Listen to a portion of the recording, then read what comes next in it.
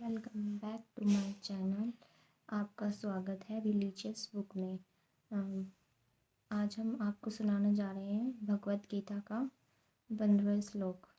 तो शुरू करते हैं। भीष्म द्रोणा प्रमुक्ते सर्वेशा च महिषताम उवच प्रार्थ पश्चंता सर्वमेता कुरुनीति। अर्थात भीष्म द्रोण तथा विश्व भर के अन्य समस्त राजाओं के सामने भगवान ने कहा कि हे पार्थ, यहाँ पर एकत्र सारे कुओं को देखो। तात्पर्य, समस्त जीवों के परमात्मा स्वरूप भगवान कृष्ण ये जानते थे कि अर्जुन के मन में क्या बीत रहा है। इस प्रसंग में हर्षि के शब्द का प्रयोग सूचित करता है कि वे सब कुछ जानते थे। इसी प्रकार पार्थ शब्द अर्थात प्रथा या कुंती पुत्र भी अर्जुन के लिए प्रयुक्त होने के कारण महत्वपूर्ण है।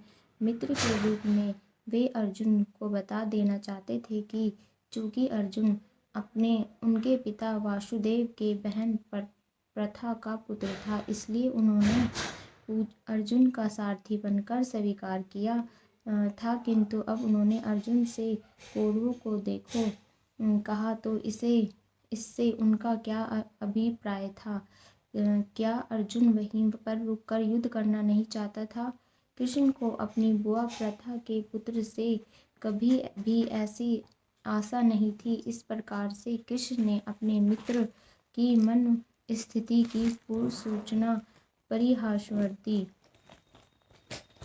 तात्रा पश्चात पार्थे पुत्र नथन पितामहान आचार्य भारत पुतला पुत्र सुखी देवे सैन्य। अर्थात अर्जुन ने वहां पर दोनों पक्षों की सेनाओं के मध्य में अपने चाचा ताऊओं, पितामहों, गुरुओं, मामाओं, भाइयों, पुत्रों, मित्रों, ससुरों और शुभचिंतकों को भी देखा। तात्पर्य, अर्थात अर्जुन युद्धभूमि में अपने सभी संबंधियों को देख सका। वह अपने पिता के समकालीन भूरिश्रव जैसे व्यक्तियों, भीष्म तथा सोमदत्त जैसे पितामहों, द्रोणाचार्य तथा कृपाचार्य जैसे कौरवों, शल्य तथा शकुनी जैसे मामाओं, दुर्योधन जैसे भाइयों, लक्ष्मण जैसे पुत्रों, अर्जुनमा जैसे मित्रों व कृतवामा जैसे शुभचिंतकों को देख सका। वह उन सेनाओं को भी देख सका जिनमें उनके अन्य मित्र थे। तस्टेन कृष्णा युद्धस्व समवस्थितं सन्निधि मम गत्राणि मुख प्रसृजते। अर्थात अर्जुन ने कहा, हे कृष्ण, इस प्रकार युद्ध की इच्छा रखने वाले अपने मित्र तथा संबंधियों को अपने समक्ष उपस्थित देखकर मेरे शरीर के अंग कांप रहे हैं और मेरा मुंह सूखा जा रहा है। तात्पर्य, यथार्थ भक्ति से युक्त मनुष्य वे सारे सद्गुण रहते हैं जो सत्य पुरुषों या देवताओं में पाए जाते हैं, जबकि अभ्यक्त अपनी शिक्षा तथा संस्कृति के द्वारा भौतिक योग्यताओं में चाहे कितना ही उन्नत क्यों न हो, इन ईश्वरीय गुणों से विहीन होता है। अतः सर्वजनों, मित्रों तथा संबंधियों को युद्ध भूमि में देखते ही अर्जुन उन सबों के लिए करुणा से अभिभूत हो गया जिन्होंने परस्पर युद्ध करने का निश्चय किया था। जहाँ तक उनके अपने सैनिकों का संबंध था, वह उनके प्रति प्रारंभ से दयालु था, किंतु विपक्षी दल के सैनिकों की अक्षात्र मृत्यु को देखकर वह उन पर भी दया का अनुभव कर रहा था। और जब वह इस प्रकार सोच रहा था कि उसके अंगों में कंपन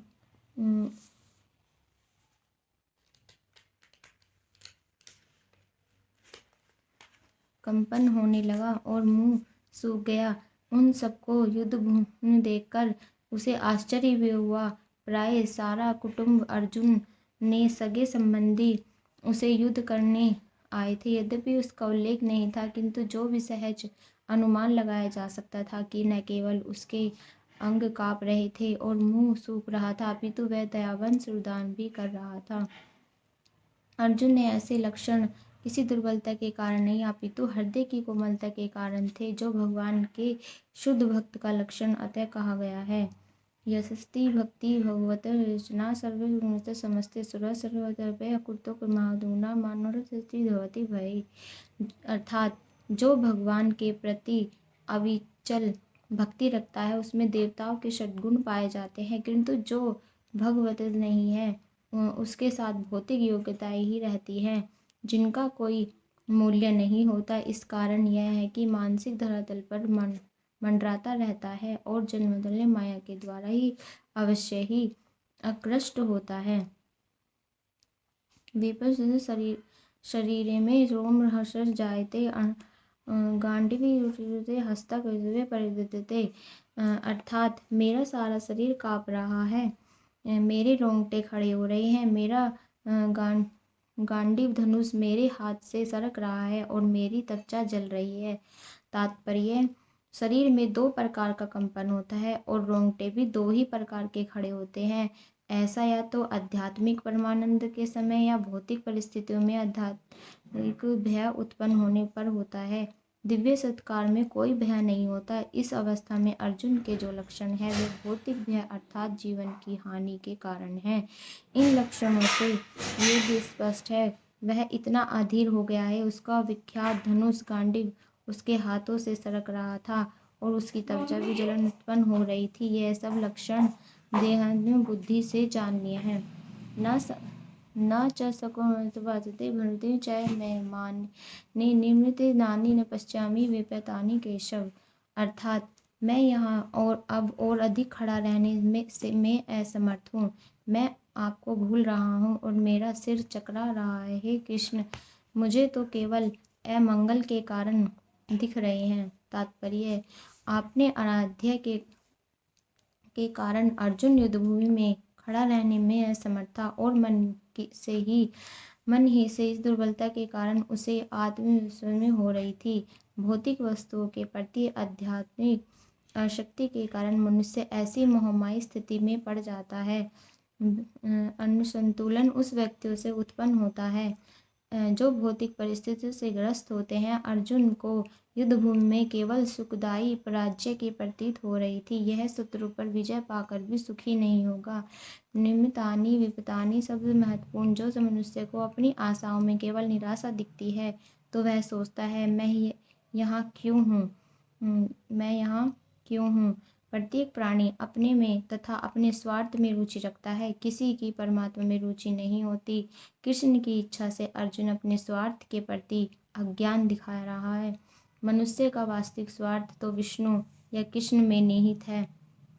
बुद्ध जीव इसे भूल जाता है, इसीलिए उसे भौतिक कष्ट उठाने पड़ते हैं।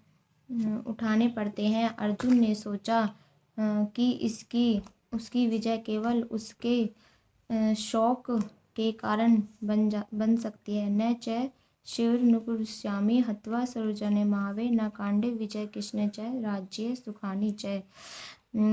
अर्थात, हे कृष्ण, इस युद्ध में आपने ही स्वजनों का वध करने से न तो मुझे कोई अच्छाई दिखती है और न ही मैं उसके किसी प्रकार की विजय, राज्य या सुख की इच्छा। तात्पर्य, यह जाने कि बिना मनुष्य का स्वार्थ विष्णु में है। सारे बुद्ध जीव शारीरिक संबंधों के प्रति या तो सोचकर आकर्षित होते हैं। अर्जुन ने तो शास्त्रीय का नैतिक धर्म ही भी भूल गया था। कहा जाता है कि दोनों प्रकार के मनुष्य परम शक्ति तथा ज्वलमाने सूर्यमंडल में प्रवेश करने के योग्य होते हैं। अपने संबंधियों की बात तो छोड़ दे, वह अब सोचता है कि स्वजन को मारने से उसे जीवन में सुख नहीं मिल सकेगा, अतः वह लड़ने के लिए इच्छुक नहीं है। किंतु शास्त्रीय होने के नाते उसे अपनी जीवन निर्वाह के लिए राज्य चाहिए। उसके शास्त्रीय कार्य अन्य कार्य नहीं कर सकता। उसके लिए तो राज्य प्राप्त करने का एकमात्र अवसर है कि अपने बांधवों से लड़कर अपने पिता के राज्य का उत्तराधिकारी प्राप्त करे। वह करना नहीं चाह रहा था, इसलिए वह अपने को जंगल में एकांतवास करके निराशा का एकांत जीवन बिताने के योग्य समझता है। धन्यवाद।